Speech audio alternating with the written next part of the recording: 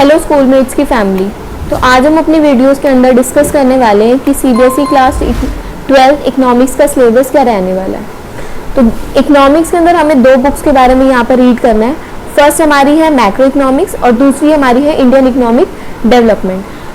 जो macro economics है इसमें 5 यूनिट्स हैं, जैसे कि हम यहाँ देख सकते हैं। यहाँ पर ये मैक्रो इकोनॉमिक्स में 5 यूनिट्स हैं और फर्स्ट यूनिट जो है national income and related aggregates, ये हमारी पूरी 10 मार्क्स की है, तो सबसे ज़्यादा स्कोरिंग होने वाली है।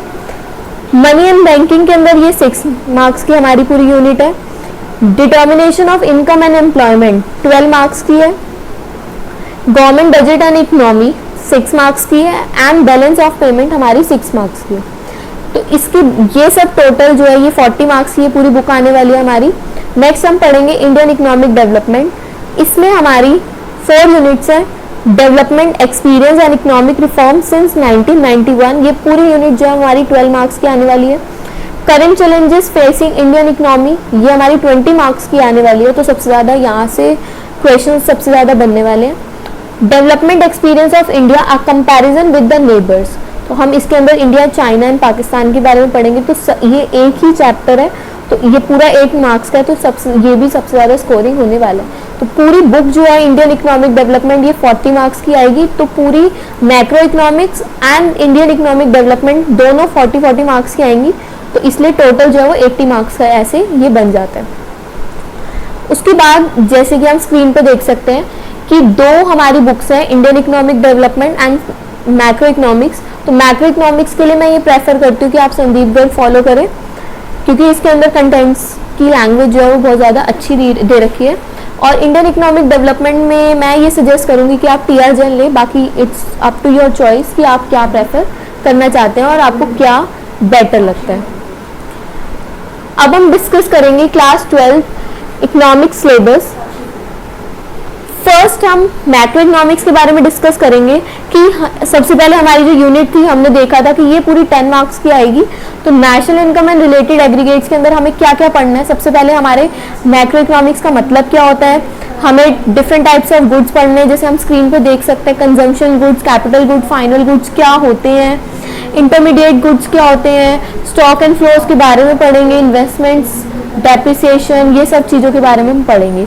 सर्कुलर फ्लो ऑफ इनकम, इसमें हमें 2 सेक्टर मॉडल देना है। कुछ बुक्स में 3 सेक्टर एंड 4 सेक्टर भी है, तो वो हमें नहीं पढ़ना।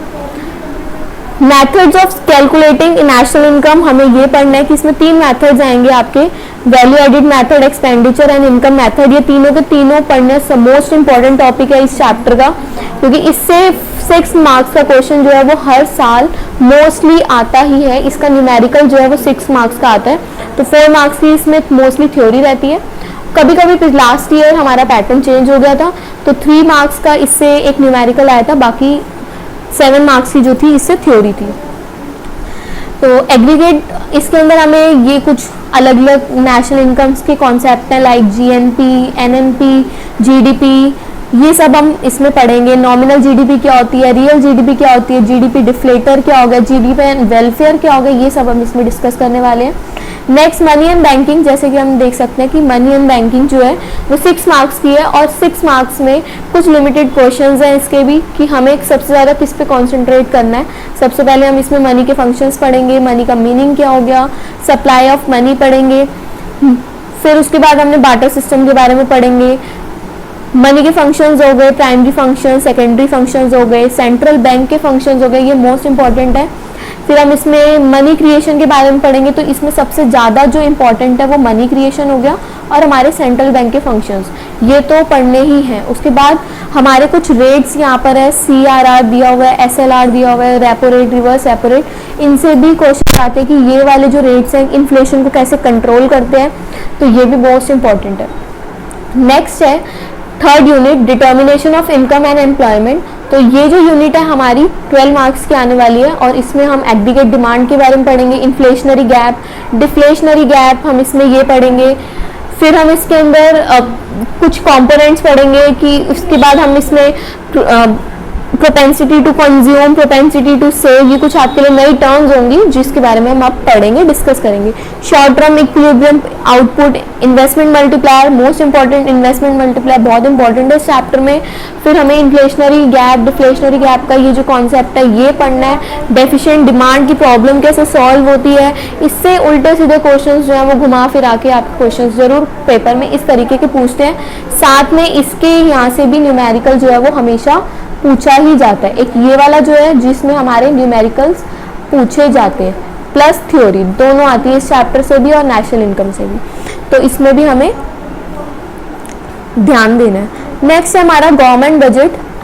गवर्नमेंट बजट जो है वो भी ज़्यादा मार्क्स का नहीं है हमारा, इसमें हमें गवर्नमेंट बजट का मीनिंग पढ़ना है। ऑब्जेक्टिव सबसे इंपॉर्टेंट, अगर आपको रिवीजन करनी है लास्ट टाइम में सोचो कि क्या पढ़ना चाहिए, तो सबसे पहले ऑब्जेक्टिव्स पढ़ोगे आप, क्योंकि ऑब्जेक्टिव्स जो है वो जरूर आएंगे इसके, और एक एक ऑब्जेक्टिव आता है और उसका हमें मीनिंग डिस्क्राइब करना होता है।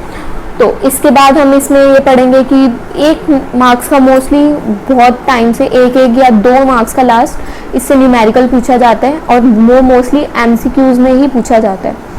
फिर इससे हमारे गवर्नमेंट डेफिसिट हो गया, डेफिसिट बजट, ये सब हम इसके अंदर चैप्टर में पढ़ेंगे। फिर आता है बैलेंस ऑफ पेमेंट, इसमें 2 चैप्टर्स हैं हमारे, जैसे कि हमें इसमें फॉरेन एक्सचेंज रेट और पूरा बैलेंस ऑफ पेमेंट पढ़ेंगे कि उसका क्या मीनिंग है, सरप्लस डेफिसिट क्या मीनिंग होते हैं, फॉरेन एक्सचेंज रेट की डिमांड क्यों होती है, फॉरेन एक्सचेंज की डिमांड क्यों होती है, सप्लाई क्यों करते हैं हम।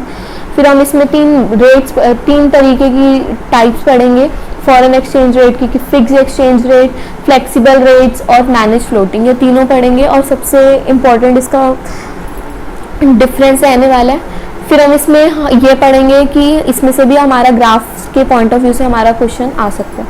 तो ये तो थी हमारी मैक्रो इकोनॉमिक्स जो पूरी 40 मार्क्स की है, और सबसे ज़्यादा न्यूमेरिकल्स जो है वो यूनिट 3 और यूनिट 1 से आएंगे, तो इसके अंदर हमें ज़्यादा कंसंट्रेशन करनी है अगर हम न्यूमेरिकल पार्ट पे देखें। नेक्स्ट आता है हमारा इंडियन इकोनॉमिक डेवलपमेंट।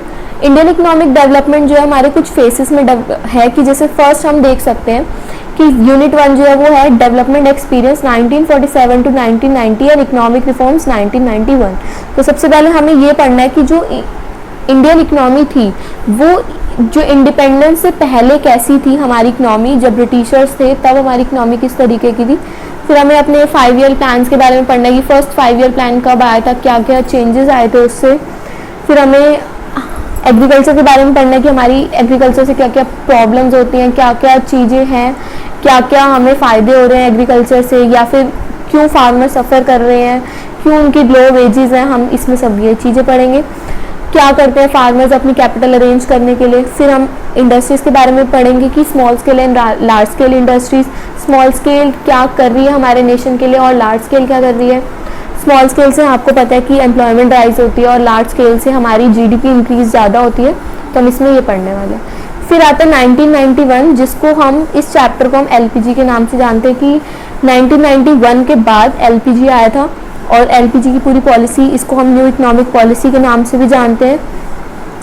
इसमें हम डीमोनेटाइजेशन और जीएसटी के बारे में पढ़ेंगे, वर्ल्ड ट्रेड के बारे में पढ़ेंगे कि वर्ल्ड ट्रेड क्या होता है, और हम ग्लोबलाइजेशन को थोड़ा और डीपली पढ़ेंगे कि बाहर की जो कंपनीज है वो यहाँ पर कैसे ट्रेड कर रही थी, पहले क्यों नहीं कर रही थी, हम इसमें पूरा ये सब पढ़ेंगे। क्या क्या लाइसेंसिंग होती है इंडस्ट्रीज़ को आने के लिए, अगर कोई भी इंडस्ट्री आ रही है तो बिना लाइसेंस के वो नहीं आती, तो हम इसमें ये पढ़ेंगे। बट अब लाइसेंस हट चुका था एलपीजी के आने से, तो बहुत प्राइवेटाइजेशन हो गई थी, हम इसमें ये सब चीज़ें पढ़ेंगे। नेक्स्ट आता है current challenges facing Indian economy. ये वाली जो यूनिट है इसमें हम ह्यूमन कैपिटल फॉर्मेशन की, एक ह्यूमन जो है उसको कैपिटल बनाने के लिए, या फिर एक ह्यूमन जो है वो रिसोर्स कब बनता है, जब उस पर हम डेवलपमेंट करते हैं, हमारे पेरेंट्स भी हमारे पे एजुकेशन और हेल्थ पे स्पेंड करते हैं।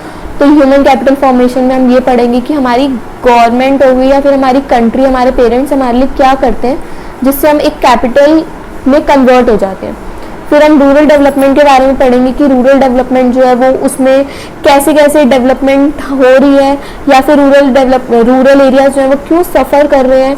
हम इसमें क्रेडिट के बारे में पढ़ेंगे कि जो भी फार्मर्स हैं वो कैसे अपनी क्रेडिट फैसिलिटीज़ को देखते हैं, कैसे उन पैसे लेते हैं, मतलब किस तरीके से वो कैपिटल अरेंज करते हैं अपने फील्ड्स के लिए।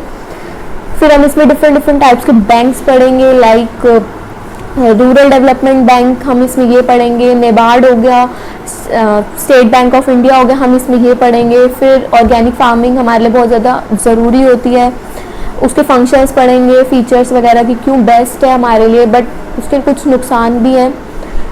इसमें हम ये भी पढ़ेंगे कि रूरल डेवलपमेंट में एग्रीकल्चर के अलावा कौन कौन से इनकम के सोर्सेज हैं, जैसे अब हम देख सकते हैं कैटल फार्मिंग हो गई और डेयरी फार्मिंग हो गई, या फिर फिशिंग के ऑक्यूपेशंस होते हैं, पोल्ट्री फार्मिंग होगी। तो इस ये जो एग्रीकल्चर के बियॉन्ड भी हम अपनी रूरल डेवलपमेंट देख सकते हैं। फिर है एम्प्लॉयमेंट, एम्प्लॉयमेंट के अंदर हम जॉबलेस ग्रोथ, एम्प्लॉयमेंट का मीनिंग क्या है, क्यों अनएम्प्लॉयमेंट हो रही है, किस बहुत सारी टाइप्स की अनएम्प्लॉयमेंट है, रूरल एरियाज़ में किस तरीके की अनएम्प्लॉयमेंट देखने को मिल रही है, अर्बन एरियाज़ में किस तरीके की मिल रही है, कौन कौन सी पॉलिसीज़ हैं जो गवर्नमेंट इनिशिएट करी ताकि हमारी जो एम्प्लॉयमेंट रेट है वो बढ़ सके। हमें इसमें ये चीज़ पढ़नी है कि किस तरीके से जो पार्टिसिपेशन है, कि जो मेल और फीमेल का है, मेल का कितना ज़्यादा है, फीमेल्स का कितना कम है, या फिर कौन सबसे ज़्यादा काम कर रहा है रूरल एरियाज़ में या फिर अर्बन एरियाज़ में, हम ये पढ़ेंगे। फिर हम सस्टेनेबल डेवलपमेंट के बारे में पढ़ेंगे कि हम अपने नेचर के बारे में देखेंगे यहाँ पर कि हमारी इकोनॉमिक डेवलपमेंट, हम अपनी कंट्री को डेवलप करते करते हम अपने नेचर को भूलते जा रहे हैं और इससे ग्लोबल वार्मिंग हो रही है। तो ये हम अपने जो भी हमारे नेचर से रिलेटेड इश्यूज होंगे हम इसमें ये डिस्कस करने वाले हैं। फिर लास्ट जो चैप्टर है हमारा, जो यूनिट है डेवलपमेंट एक्सपीरियंस ऑफ इंडिया, इसमें हम अ कंपैरिजन विद नेबर्स, मतलब हमें इसके अंदर इंडिया, चाइना एंड पाकिस्तान, ये तीन जो हैं इनके बारे में पढ़ेंगे कि इनकी इकोनॉमिक ग्रोथ, इनके पॉपुलेशन की, कौन सी कंट्री में पॉपुलेशन ज़्यादा है, कौन सी कंट्री के अंदर एजुकेशन अच्छी है, कौन सी कंट्री के अंदर हेल्थ सेक्टर बहुत अच्छा है, कौन सी कंट्री से जीडीपी की ग्रोथ बहुत ज़्यादा अच्छी आती है, या फिर कौन सी कंट्री सबसे ज़्यादा ट्रेड करती है। हम इसमें ये सब चीज़ें पढ़ने वाले हैं। तो ये तो था हमारा इंडियन इकोनॉमिक डेवलपमेंट का पूरा कंटेंट कि हम इसमें क्या पढ़ने वाले हैं। नेक्स्ट हमारा आता है कि यहाँ पर बुक भी देख सकते हैं आप, कि जैसे संदीप गर्ग, मैंने ये प्रेफर करी कि आप मैक्रो इकोनॉमिक्स के लिए Sandeep Garg, it's up to your choice कि आप कौन सी बुक प्रेफर करना चाहते हैं। आप टी.आर. जैन भी ले सकते हैं, आप एनसीईआरटी से भी पढ़ सकते हैं, it's up to your choice. तो हम देख सकते हैं कि जैसे जो यूनिट 1 है इसमें हम 4 चैप्टर्स पढ़ेंगे। फिर यूनिट 2 जो है मनी एंड बैंकिंग, इसमें मनी एंड बैंकिंग अलग अलग 2 चैप्टर्स में कन्वर्ट है ये। Determination of income and employment, इसमें 3 यूनिट्स जो है यहाँ आप देख सकते हैं स्क्रीन पे कि यहाँ पर 3 चैप्टर्स जो है वो कन्वर्ट है। फिर गवर्नमेंट बजट एंड इकोनॉमिक्स में एक ही यूनिट पढ़नी है हमें, और बैलेंस ऑफ पेमेंट में 2 चैप्टर्स से ये पूरी यूनिट बनी है। तो ये पूरी जो यूनिट है हमारी ये 40 मार्क्स की रहती है, इसमें हम ये कंटेंट्स पढ़ने वाले हैं। नेक्स्ट आता है इंडियन इकोनॉमिक डेवलपमेंट, ये मैं आपको प्रेफर करूँगी कि आप टी.आर. जैन लें। तो फर्स्ट इसमें हम ये पढ़ेंगे कि development experience and economic policy since 1991। तो हम इसमें ये पढ़ेंगे कि ब्रिटिशर्स के टाइम पे हमारी इकोनॉमी कैसी थी, उनके बाद कैसी रही, और 1991 के बाद एलपीजी जब आया था उसके बाद कैसी इकोनॉमी रही, हम इसमें ये पढ़ेंगे। फिर करंट चैलेंजेस, अब हमें जैसे लास्ट ईयर से ये पॉवर्टी और एक इंफ्रास्ट्रक्चर ये डिलीट हो गया, बाकी रिमेनिंग चैप्टर्स जो है हमें पढ़ने हैं इसमें। और लास्ट जो यूनिट है हमारी development experience of India a comparison with neighbours, तो इसमें हम इंडिया, चाइना, पाकिस्तान के बारे में पढ़ेंगे। तो ये पूरी जो बुक है ये 40 मार्क्स की आपकी रहती है। तो ये पूरी जो वीडियो है ये 40 मार्क्स की आपकी रहने वाली, ये जो पूरी आपका कंटेंट है इंडियन इकोनॉमिक डेवलपमेंट का ये 40 मार्क्स का है, और मैक्रो इकोनॉमिक्स भी आपकी 40 मार्क्स की। तो थैंक्स फॉर वॉचिंग। ऐसे ही लाइक, शेयर एंड सब्सक्राइब करते रहें और स्कूलमेट्स की जो फैमिली है और बड़ी करते रहें।